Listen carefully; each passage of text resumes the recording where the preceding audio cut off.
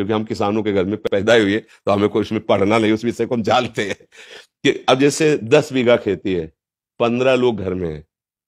अब बच्चों की पढ़ाई, कपड़ा लत्ता, ब्याह बर, खाद पानी, सिंचाई का घंटों के पैसे होते हैं, 4 घंटे 5 घंटे में 1 बीघा, ऐसे ऐसे होता है।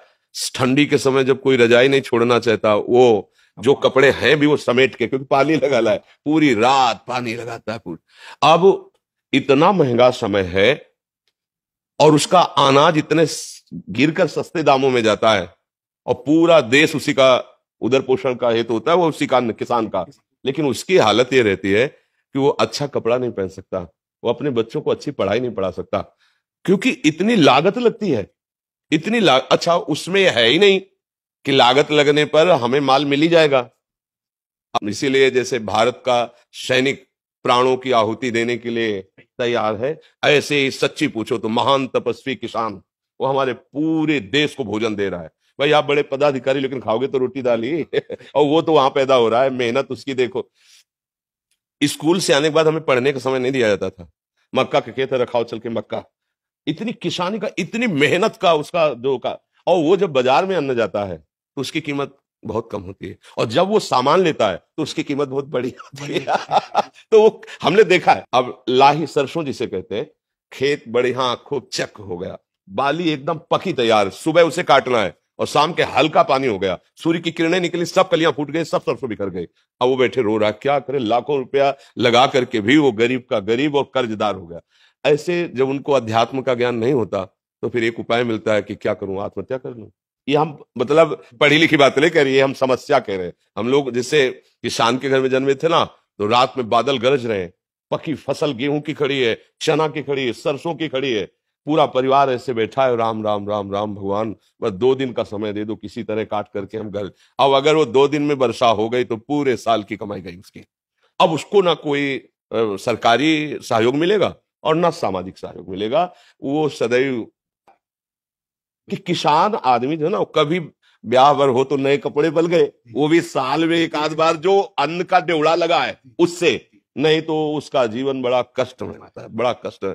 किसान वास्तविक प्रणाम योग्य और सबके प्रणाम योग्य है, क्योंकि कुछ भी तुम 10 लाख कमाओ महीने, लेकिन खाओगे क्या? 10 लाख थोड़ी खाओगे, खाओगे तो अन्न ही ना। तो उसके अब ये कि थोड़ा सा आधुनिकता बढ़ गई है, पर वो अन्न में पावर नहीं रहा। जैसे अपने लोग थे ना, 1 बीघा में 8 मन गेहूं होता था, 8 मन, क्योंकि उर्वरक डालने की सामर्थ्य भी नहीं थी और उर्वरक निषेध भी किया जाता था कि अन्न पौष्टिक रहेगा। गाय का गोबर, वो जो गांव में पशुओं का एक वो बनाया जाता है ना, गोबर डालने का, हाँ, उससे फिर भर भर के बैलगाड़ी में खेतों में बिखेरा जाता। 8 मन हमारी। अब जो है 60 मन, 40 मन, 45 मन, पर उस अन्न में ऐसे केमिकल उर्वरक तत्व मिल गए कि वो हमारे शरीर को हानि पहुंचाते हैं, स्वस्थता नहीं सुरक्षित रह पाती। किसान का अगर सरकार से अच्छा सहयोग हो तो भले कुछ हो, नहीं तो वो आज अच्छा खेती में जैसे आप बार बार उर्वरक डाल रहे हैं तो उसकी क्षमता कम हो रही है, भूमि की क्षमता कम हो रही है, वो अन्न फिर उतना नहीं उपजा पाए। अब वो जो केवल किसान है, जिनके लड़के बच्चे नौकरी कर रहे हैं, उनको तो ठीक है, खान पीने को खेती से हो गया और अर्थ है, लेकिन जो केवल किसान है, सच्ची मानो एक तपस्वी से कम नहीं है, भारी तपस्या का उनका विषय होता है। तो इसलिए उनकी तो हम वंदना ही कर सकते हैं, उनके विषय में बस यही है कि सरकार सहयोग करे, और तो मतलब अच्छा, अब जब पशु नहीं पालेंगे, क्योंकि पशु ना पालने का स्थान बनता जा रहा है, क्योंकि बैल से तो खेती जोतनी नहीं है, ट्रैक्टर से जोतनी नहीं है, तो बैल का तो मतलब नंदी का तो कोई सवाल ही नहीं रह गया कि कोई किसान पाले। क्यों पाले, मतलब समझो। अब क्या, अब बछड़ा होता था ना, तो एक हर्ष सा होता था किसान के, ये गाय माता ने बछड़ा दिया, अब ये आगे चल करके बैल होकर हमारे हल जोते। मतलब 8-10 गायें तो होती ही थी, उनका गोबर, उनका दूध, वो पौष्टिकता। पर किसान आदमी अर्थ, जहां अर्थ की बात आती थी वहां साहूकार सेठों के कर्जे की तरफ सोचना पड़ता था कि भाई अगर 1,000 रुपया लेना है तो फिर 20% में अब वो अगर मतलब 10 रुपये भी चाहता है तो उसे अनाज बेचना है। अब उसको ये देखना है कि हमारे ड्यूड़ा में अगर अनाज कितना है, 1 साल का भोजन उसी से होगा।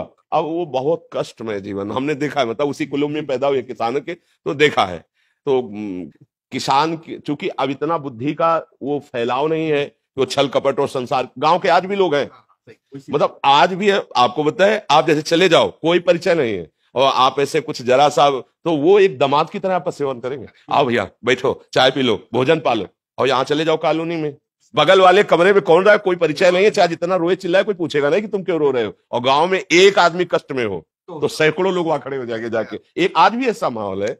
किसान तो जैसे हमारे यहाँ पीछे देश में नारा लगाया जाता है, जय जवान जय किसान, तो इसलिए किसान तो सर्वोपरि है, उसके आगे मतलब आपको लगेगा कह रहे उसके आगे कोई नहीं है। अगर हम संत जन जिन्हें कहा जाता है, तो हम पैदा भी उन्हीं के घरों में हुए हैं और पले भी वही हैं और पोषे भी गए हैं और आज भी उधर वहीं से भर रहा है। आज भी उन्हीं के, अगर कोई भी है तो अन्न कहां से आ रहा है, किसान से तो आ रहा है, कोई ना कोई तो दे रहा है। बड़े बड़े परमहंस जो है भगवदानंद में डूबे हुए घरों में जाके भिक्षा, नारायण हरि लाओ भिक्षा दो, तो वो चाहे भूखा रह जाए पर उसको पवाएगा वो। ये मतलब सहानुभूति उसके हृदय की, हाँ उसकी सह तो और तो कोई सहयोग कर नहीं सकता, क्योंकि वो ऐसे लोग होते हैं कि ऐसे नहीं कर सकते। ये भी बात है, गरीब हैं, मेहनत करते हैं, पर वो ऐसे नहीं कर सकते। वो ऐसे ही करने की कोशिश करेंगे, हमारे पास जो सूखी रुकी है खा लीजिए। अब अगर सरकार के द्वारा सहयोग की, जैसे उनकी फसल नष्ट हो गई अतिवर्षा से, अनावृष्टि से, ओले पड़ जाने पर ऐसे, तो हाँ तो भले को, लेकिन उनकी तरफ ज्यादा देखा नहीं जाता उनकी तरफ ज्यादा देखा नहीं जाता है। तो भगवान ही सहयोग करे, बस ये है, भगवान ही उसके विषय में कुछ नहीं कहा जा सकता। लेकिन सब किसान ही है, कर्म भूमि में आए हैं, सब शुभ अशुभ कर्मों की खेती बो रहे हैं, नहीं बोला? कोई उसका दुख रूपी फल भोग रहा है, कोई सुख रूपी फल भोग रहा है। शुभ और अशुभ कर्म, कर्म भूमि है ना मृत्यु लोग। वैसे तो हम सभी किसान ही हैं, पर वास्तविक जो प्रगट लीला में जिनको किसान कहा जाता है, ये बड़ी ही मतलब तपस्यामयी जीवन होता है किसानों का।